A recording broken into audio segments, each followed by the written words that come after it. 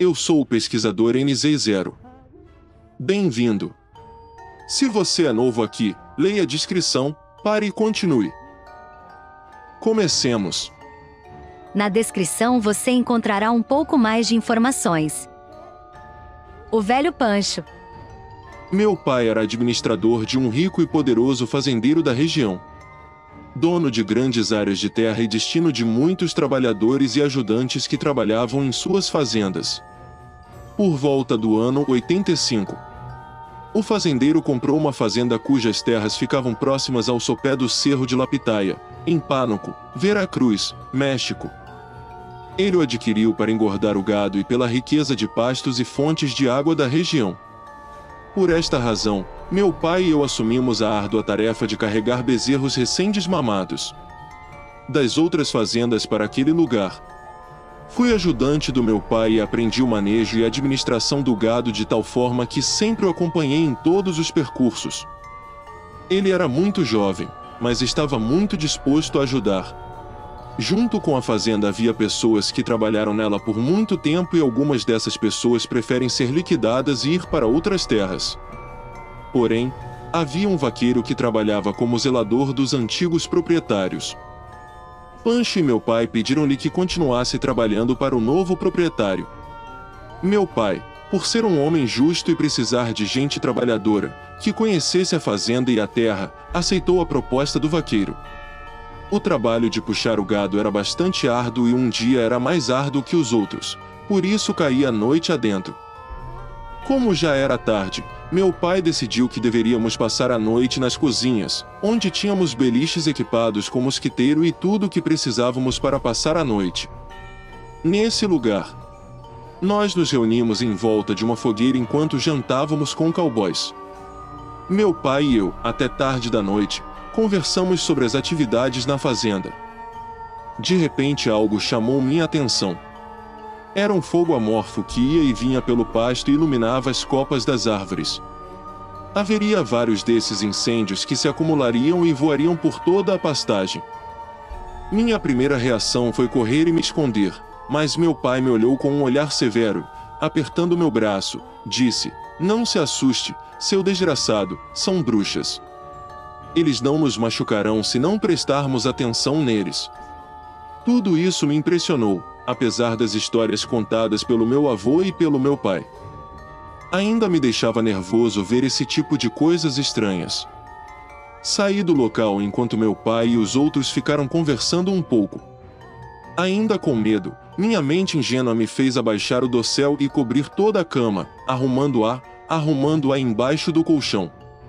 Pensei que talvez se as bolas de fogo nos atacassem, isso não faria nada comigo. Meu pai chegou e observou o que eu estava fazendo e com um gesto zombeteiro me disse: "Seu desgraçado, você realmente acha que o pavilhão irá protegê-lo? Se as bruxas quisessem te machucar, embora você esteja bem escondido, eles irão atrás de você. Nunca demonstre medo." Tentei dormir, mas pensei naquelas estranhas aparições. Eu conhecia essas lendas por meio de meu pai, mas nunca tinha visto nenhuma de perto. E foi bastante perturbador. A manhã chegou e estávamos nos preparando para tomar o café da manhã para continuar o dia. Durante o café da manhã, o tema da conversa foram as bruxas e a forma como elas eram formadas no fogo. Enquanto tomava meu café preto, ouvi atentamente as histórias de meu pai, que além de me assustarem, me pareciam fascinantes. Com o passar do tempo, fui me acostumando a ver aquelas aparições durante a noite, mas ainda tinha aquela inquietação por dentro. As lendas sobre as práticas dessas aparições revelaram-se assustadoras e reais. Comecei a perceber, pelo que os vaqueiros contavam sobre o povo do Egito, histórias de mulheres cujos filhos ou bebês de meses ou semanas morriam repentinamente, especialmente um casal que morava perto do morro. Os cowboys diziam que toda vez que tinham um filho ele morria. Em poucas semanas, 3 crianças já haviam morrido e só tinham 2 meninos, uma criança de 6 anos e uma menina de 7, que apresentavam cicatrizes peculiares no corpo. As pessoas diziam que as bruxas queriam matá-los sugando-lhes o sangue. Tudo isso me pareceu incrível, mas assustador. Mas nunca imaginei o que aconteceria a seguir. Semanas depois, chegamos à fazenda com vaqueiros de uma das fazendas que o patrão tinha em Tamaulipas. Precisamos de pessoas para castrar bezerros, que eram muitos. Então meu pai decidiu convidar vaqueiros de fazendas vizinhas para nos ajudar. Vários deles nos contaram, se não soubéssemos, que Pancho, o vaqueiro que ficou para trabalhar com meu pai, era um bruxo. O medo e a incerteza me invadiam cada vez que eu dizia que Pancho tinha a capacidade de se transformar em animal e vagar pelos ejidos vizinhos. Todas aquelas histórias contadas por eles nos deixaram com dúvidas e arrepios. Não só eu, mas também quem veio da outra fazenda. Meu pai não se comoveu com essas coisas. Ele era um homem muito corajoso e com um caráter especial que sempre o mantinha firme em qualquer situação. Um dia, os vaqueiros vizinhos não chegaram para passar o dia. Pareceu-nos estranho, pois eram pagos e davam para comer as ninhadas dos bezerros. Continuamos o trabalho e durante a manhã os homens chegaram à fazenda. Eram os ejidatarios e o comissário municipal que ficavam nos limites do terreno. Um deles, com um rosto inexpressivo e sério, pediu para falar com o gerente. Meu pai, ao saber, ficou diante daqueles homens e perguntou o motivo da visita. O que se seguiu foi bastante estranho. Bom dia, chefe.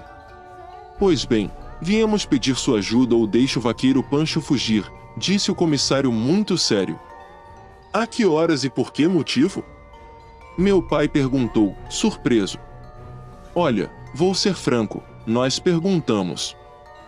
Não exigimos que ele não fuja, porque à noite ele vira bicho e sai para a rua incomodar as crianças e assediar as nossas mulheres, disse o comissário num tom um tanto chato e arrogante. Ao ouvir aquela afirmação não pude deixar de rir, o que causou a raiva de todos os presentes que me viram com raiva. Meu pai me viu com um olhar severo e me disse para ficar quieto. Eu não consigo executá-lo. Ele é responsável e trabalhador com a fazenda, afirmou meu determinado pai. Olha, chefe, se você não acredita, esta noite esperaremos por você em El Ejido e mostraremos do que aquele cowboy é capaz. Veja com seus próprios olhos, disse o comissário, impaciente, enquanto meu pai olhava para ele com relutância. Os homens montaram em seus cavalos e partiram. Meu pai ficou com uma grande dúvida e decidiu ir à cidade à noite, sem que Pancho descobrisse. Esperamos o cair da tarde e rumamos para o povoado onde o vaqueiro estava escondido, que ainda pensava em tudo isso e tinha mais dúvidas do que medo.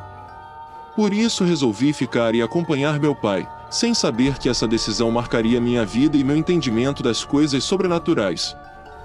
Chegamos à fazenda onde estavam vários homens, todos armados com varas de vime, pedaços de mangueira preta de irrigação e quartos de cavalo. Dirigimos-nos para uma cabana de adobe, divisória ou tijolo feito de barro e telhado de zinco, que ficava longe do povoado. Parecia abandonado. Entramos e o que vimos nos surpreendeu. Havia muitas coisas estranhas, restos de esqueletos e crânios de animais, roupas sujas enroladas num canto, ervas de todos os tipos e pedaços de pele, aparentemente de porco, espalhados em volta de uma panela fervendo. Tudo isso foi impressionante. Um dos homens fechou a porta e a escuridão caiu. Estava quente lá dentro. Outro acendeu uma lamparina a óleo que estava sobre a mesa, enquanto outro retirou alguns gravetos que cobriam um buraco na parede e carregava um pedaço de lona com o qual cobriria o buraco assim que a suposta fera entrasse. As horas se passaram e todos nós que estávamos dentro do jacal, casa simples e austera, suamos muito nos olhando. E em total silêncio. Meu pai estava cochilando e eu estava nervoso. Qual lugar? De repente, o sinistro jogo de sombras refletido na parede pela luz fraca da lâmpada tornou-se enorme para mim, dando ao ambiente uma aparência ainda mais assustadora. O silêncio era incômodo e o calor ainda mais. De repente, o nervosismo de todos nos colocou em alerta e ouvimos o trovão de galhos lá fora. Algo estava se aproximando da cabana. Todos se posicionaram e o homem do lençol colocou-se em cima do buraco na parede para cobrir quando alguma coisa entrasse por aquele buraco. Outro dos homens diminuiu a luz e eu mal conseguia ver. Meus olhos se acostumaram com a escuridão e quando me virei para ver meu pai, alguma coisa entrou pelo buraco e o homem do lençol deixou cair, colocando os pés em cima disso. Em seguida vieram socos frenéticos e insultos a algo no meio da sala. Era um animal de aparência humanoide com feições felinas, pele marrom e orelhas compridas, olhos amarelos e um par de presas saindo de seus lábios. Aquela fera começou a reclamar da dor causada pelos golpes dos bastões, das mangueiras e dos quartos daqueles homens. Por fim, de uma forma assustadora e lamentável, tive vontade de tapar os ouvidos para não ouvir os gritos. Apertei com força a mão de meu pai, que, escondido comigo em uma das paredes da cabana, observava como aquele animal era abatido. A certa altura, o homem do lençol perde o equilíbrio e cai sobre si mesmo. Nesse momento a fera percebe e consegue escapar. E isso ele faz saindo rapidamente depois em completo silêncio. Eles acenderam a lamparina e as lamparinas que trouxeram. Todos se olharam e sorriram com um gesto de mórbida satisfação, como se tivessem gostado da surra que deram naquele animal indefeso. Havia vestígios de pele e sangue no chão. O comissário aproximou-se do meu pai e olhou-o com firmeza. Você viu, chefe? O que lhe dissemos é verdade? Meu pai disse a ele em tom orgulhoso. Só vi que eles fugiram de um animal e não vi mais nada. Olha, patrão, se você acredita, vá de madrugada na casa do Pancho e perceba de uma vez por todas que se você não perseguir ele faremos o nosso trabalho e vamos puni-lo. Hoje, você sabe. Todos saímos de casa e não voltamos para a fazenda. Pela manhã vamos à cabana do Pancho. Quando chegamos gritamos pelo vaqueiro e sua esposa saiu em seu lugar, que estava com o rosto emocionado. Com licença, meu chefe disse que Pancho não poderá trabalhar hoje. A senhora disse ao meu pai. Venho falar com ele. Saímos imediatamente do caminhão e entramos em sua casa. O que vimos foi uma imagem bastante perturbadora. Pancho estava deitado na cama. Um lençol ensanguentado cobria a cintura e a virilha do cowboy. O homem foi completamente espancado. Com olhos roxos, corpo coberto de sangue, pernas, feridas com fraturas expostas. Como a clavícula, que espreitava através da pele e reclamava de dores imensas. O sofrimento de Pancho me encheu de pena e de dúvidas. Como o cowboy era nosso funcionário. Meu pai contatou o patrão para receber atendimento médico. A dolorosa tarefa de carregá-lo na carroceria do caminhão foi exaustiva. O homem gritou dolorosamente com a dor das contas e dos golpes. Nós os transferimos para a Previdência Social em Pánuco. Meu pai argumentou que os ferimentos foram causados por uma queda de cavalo. Versão que o próprio Pancho confirmou e recebeu atenção. Algum tempo depois de se recuperar, o vaqueiro foi demitido pelo dono da fazenda e nunca mais tivemos notícias dele. Até algum tempo depois, espalhou-se o boato de que o velho Pancho perambulava por aquela região como narrual. E o que você acha? Siga-nos, inscreva-se e compartilhe no YouTube. Isso me ajuda a continuar com esse projeto. Dê sua opinião. Na descrição você encontrará os e-mails para enviar suas histórias caso queira compartilhá-las. Agradeço sua preferência. Até o próximo episódio. Histórias macabras latinas e muito mais.